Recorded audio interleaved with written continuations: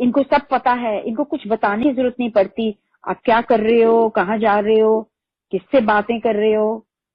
And ये दोनों चीजें I experienced once when I was very new to Guruji. And मैं देखती थी जो भी गाड़ी खरीदता था वो गुरुजी के पास कीज लाता था कि गुरुजी मेरी कार की कीज है, न्यू कार है, ब्लेस कर दो। तो मैंने भी नई गाड़ी खरीदी थी और मैं भी सोच रही थी कि मैं चाबी लेके जाऊंगी। पर उससे पहले क्या हुआ कि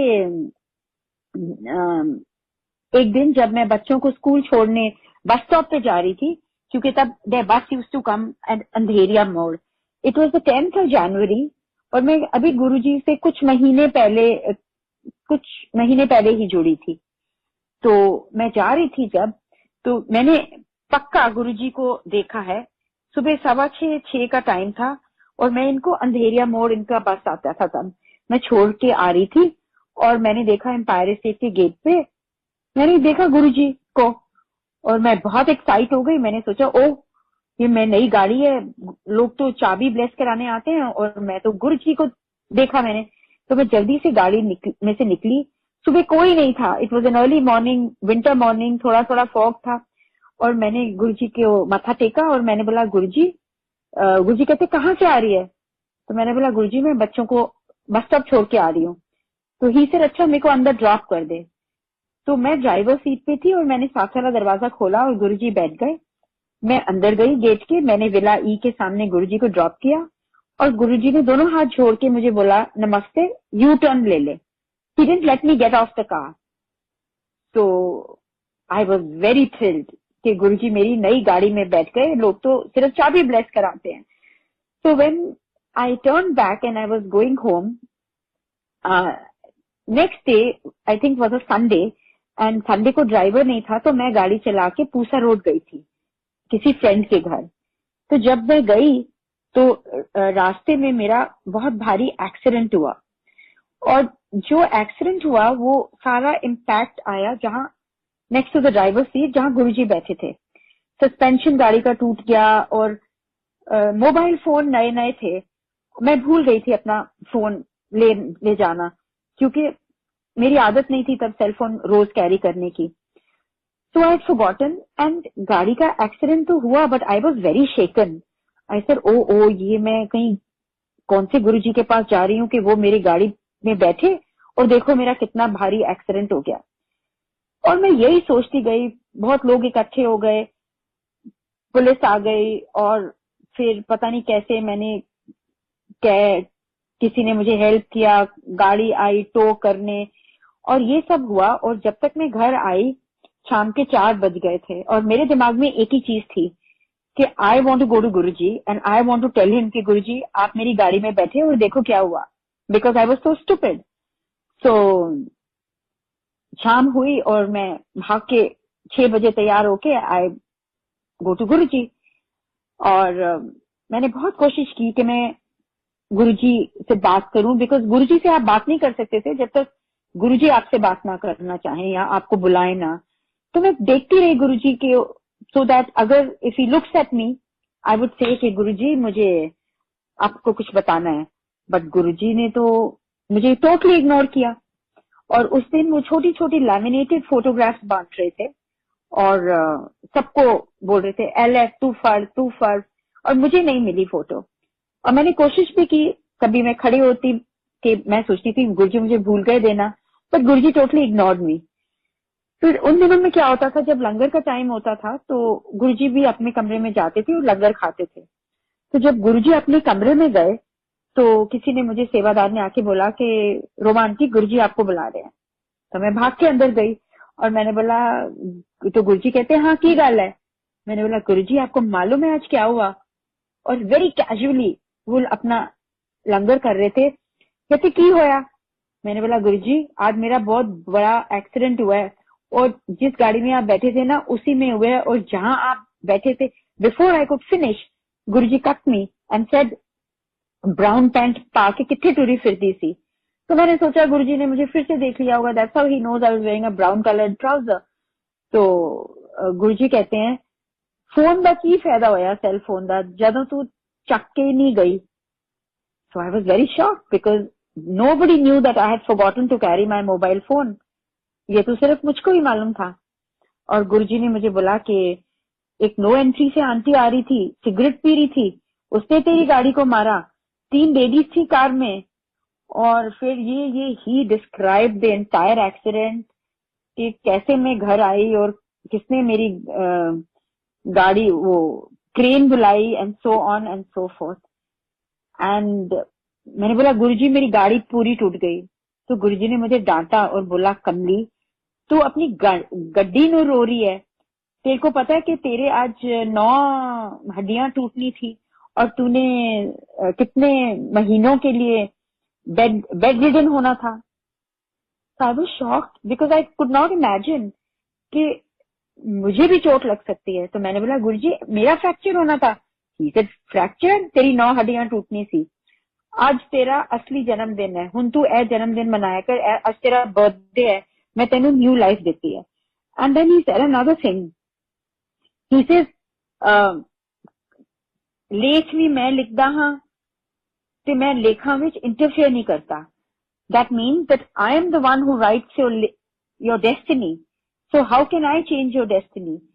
बट अज मैनू करनी पई क्योंकि अगर तू बेड रेस्ट चली जाती तो तेरे बच्चे रुल जाते। तो आई वॉज रियली शेकन। और फिर उन्होंने मुझे अपनी फोटो दी छोटी जो लैमिनेट बाहर बांध रहे थे और बोला जा अब ये गाड़ी में लगाया कर, सो जा लंगर खा। So I came out of गुरुजी's रूम इन डीप थॉट के oh I could have got hurt, thinking to myself. And when I came out I asked the sevadar in the kitchen, I said कि you know आज मुझे गुरुजी सुबह मिले थे 6 बजे। तो उन्होंने बोला 6 बजे तो गुरुजी पाठ में थे, गुरुजी 6 बजे थोड़ी अकेले घूमने चले जाते हैं ऐसे। तो मैंने बोला नहीं, गुरुजी ने मिले थे, उन्होंने इस कलर की पैंट और इस कलर की शर्ट पहनी है। और गुरुजी कभी स्वेटर्स नहीं पहनते थे, चाहे कितनी भी ठंड हो, he would never wear a sweater. It used to be so funny that sometimes when I went I had the opportunity to go with Guruji in the same vehicle. और जनवरी फरवरी का महीना होता था, फुल स्पीड पे एयर कंडीशनर चल रहा होता था और हम बिल्कुल शिवर कर रहे होते थे। और गुरुजी ने हाफ स्लीव्स की टी शर्ट और पैंट पहनी होती थी and he was most comfortable.